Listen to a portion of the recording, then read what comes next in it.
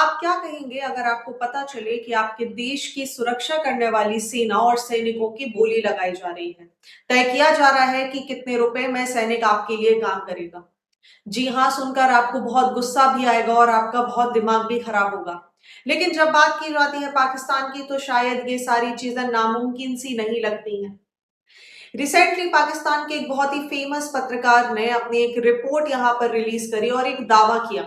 इन्होंने बोला कि पाकिस्तान के कुछ इंटरनल सोर्सेज से एक बहुत ही महत्वपूर्ण जानकारी पता लगी है, जिसमें पाकिस्तानी सेना के अंदर चल रहे करप्शन और पाकिस्तानी सेना में चल रही तख्ता पलटी की विचारधारा को समझा जा सकता है। इन्होंने क्लेम किया कि पाकिस्तानी सोल्जर्स को गाजा भेजने के लिए पाकिस्तान के आर्मी चीफ आसिम मुनीर ने एक रेड कार्ड तैयार किया है और ये रेड कार्ड प्रस्तुत किया गया है इजराइल के प्राइम मिनिस्टर बेंजामिन नेतन्याहू के सामने।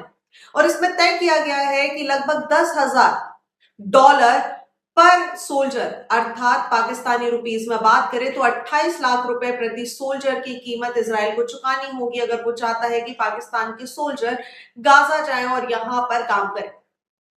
अब देखिए, पाकिस्तान के कॉन्टेक्स्ट में सारी चीजें बहुत अजीब नहीं लगती, क्योंकि पाकिस्तान पहले भी अपनी कई चीजों को बेच चुका है। कुछ दिनों पहले आसिफ मुनीर शहबाज शरीफ के साथ ट्रंप के वॉशिंगटन ऑफिस पहुंच गए थे और यहां पर इन्होंने रेयर अर्थ मिनरल्स के लिए जैसे बक्सा ही खोलकर रख दिया था कि खरीद लीजिए, खरीद लीजिए। इसके बाद पासनी पोर्ट को भी बेचने की बात की जा रही थी, जो कि बलूचिस्तान में स्थित है। हालांकि चाइना को पाकिस्तान ऑलरेडी बहुत सारी चीजें बेच चुका है, लेकिन अगर हम इन सोर्सेस के हिसाब से बात करें तो पाकिस्तानी आर्मी चीफ आसिम मुनीर ने एक बहुत बड़ा प्रपोजल नेतन्याहू के सामने रखा। इन्होंने बोला कि लगभग 20,000 पाकिस्तानी ट्रूप्स को गाजा भेज देंगे, लेकिन इंटरेस्टिंग बात यह थी कि इन सैनिकों को इजरायली फोर्सेस के साथ नहीं लड़ना था, बल्कि इनका काम था हमास को डिसआर्म करना, वेपन्स को सीज करना और गाजा को स्टेबलाइजेशन करना। मतलब एक तरीके से डिसआर्मामेंट मिशन के लिए इनको भेजने की बात की जा रही। अब इसी इनसाइडर स्टोरीज के हिसाब से हम बात करें तो मुनीर का मकसद बहुत ही क्लियर था कि पाकिस्तान की ग्लोबल इमेज सुधारना है, ताकि दुनिया को पता चल सके कि पाकिस्तान आर्मी कितनी रिस्पॉन्सिबल है और हम पीस कीपिंग के लिए भी काम कर सकते हैं। और अगर हम पीस कीपिंग के लिए दूसरे देशों में काम कर सकते हैं तो अपने देश में भी तख्ता पलटवा सकते हैं और हम यहां से शांति से शासन चलाएंगे। क्योंकि आसिफ मुनीर ऐसा कुछ प्लान भी कर रहे हैं कि एक नया कॉन्स्टिट्यूशनल अमेंडमेंट लाकर लगभग सारी पावर्स पाकिस्तानी आर्मी के हाथ में स्टैब्लिश कर दी जाएंगी। अब जैसे ये सारी बातें आर्मी के बीच में स्प्रेड होना शुरू हुई तो लोगों ने, जो सैनिक थे, उन्होंने रिबेलियन करना चालू कर दिया। बहुत सारे सोल्जर्स ने कुछ बातें क्लियर कर दी कि हम गाजा नहीं जाएंगे। पहला कारण दिया गया कि ये हमारा युद्ध नहीं है, हम क्यों दूसरे के फटे में टांग अड़ाएं। दूसरी बात बोली गई कि अगर हम गाजा में जाकर यहाँ पर युद्ध लड़ते हैं और इसराइल के समर्थन में यहाँ पर काम करते हैं तो हम अपने फेलो मुस्लिम्स को नाराज करेंगे। तीसरा था कि कहीं ना कहीं मोरल डिस्कम्फर्ट भी था। अब आसिम मुनीर को क्लियर था कि सब कुछ एक तरफ है, लेकिन इस मोरल को खरीदा जा सकता है। और इसी लो मोरल को देखते हुए आसिम मुनीर ने सोल्जर्स के सामने ये प्रपोजल रख दिया कि देखिए, आप लोग रेडी हो जाइए और मैंने सेम प्रपोजल नेतन्याहू के सामने रखा है, मतलब $10,000 के बदले में सैनिकों की सेवाओं को खरीदना। अब यहीं से आसिम मुनीर का सबसे बड़ा ह्यूमिलिएशन सामने आया। कारण था, जब ये प्रपोजल रखा गया नेतन्याहू के सामने तो इजरायली प्राइम मिनिस्टर ने अपने कुछ इंटरमीडिएटरीज के जरिए ये बात क्लियर कर दी कि हम आपको $10,000 प्रति सैनिक तो नहीं देंगे, बल्कि हम आपको केवल और केवल $100 पर सैनिक यहां पर देंगे। मतलब जहां एक तरफ 28 लाख रुपए की उम्मीद की जा रही थी, वहीं केवल 28,000 पाकिस्तानी रुपीस पर सैनिक का प्रपोजल यहां पर इजराइल ने दे दिया। और इजराइल ऐसा क्यों ना करे, क्योंकि 1971 की हार के बाद 93 सोल्जर्स को सरेंडर करने वाला पाकिस्तान और किस चीज की उम्मीद कर सकता है।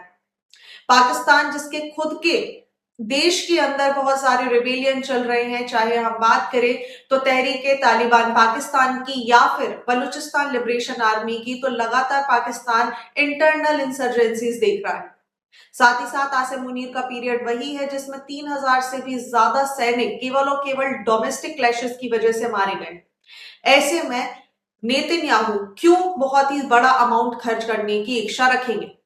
अब यहां से आपके दिमाग में एक बात आ रही होगी कि पाकिस्तानी आर्मी ऐसा क्यों कर रही है।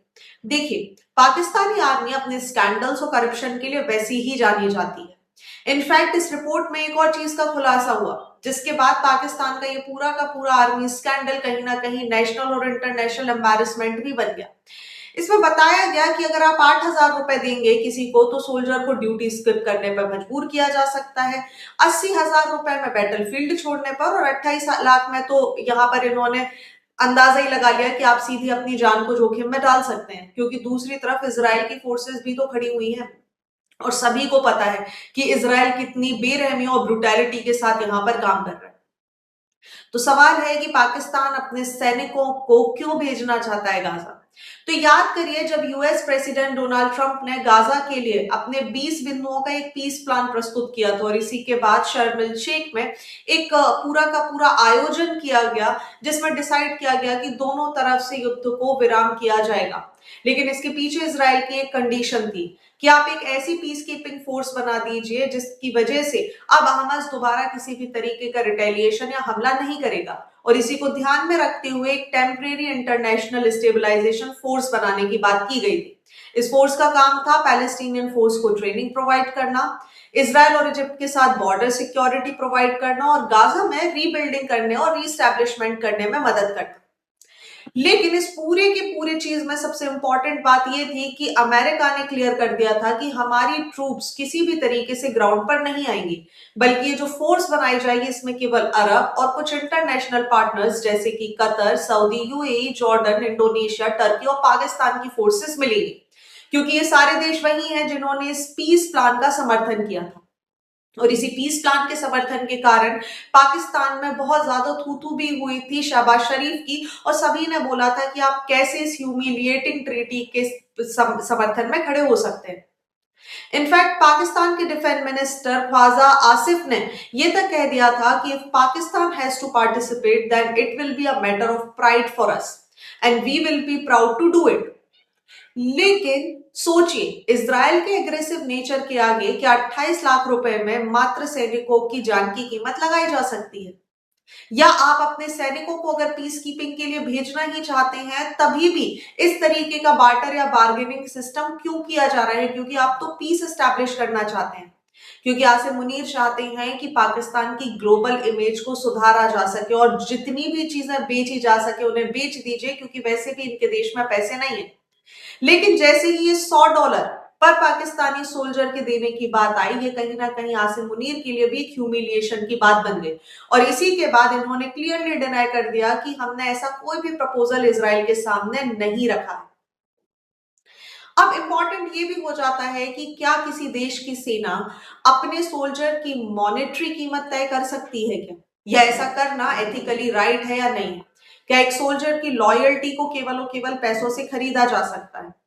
क्योंकि मुनीर के पिछले 3 साल कहीं ना कहीं ये भी बताते हैं कि इतने ज्यादा इंटरनल क्लैशेस की वजह से बहुत ज्यादा पाकिस्तानी सोल्जर्स अपनी जान गंवा चुके हैं और बहुत सारे लोगों ने तो ऐसा मन भी बना लिया है कि अब हमें आर्मी से सारे नाते रिश्ते तोड़ने।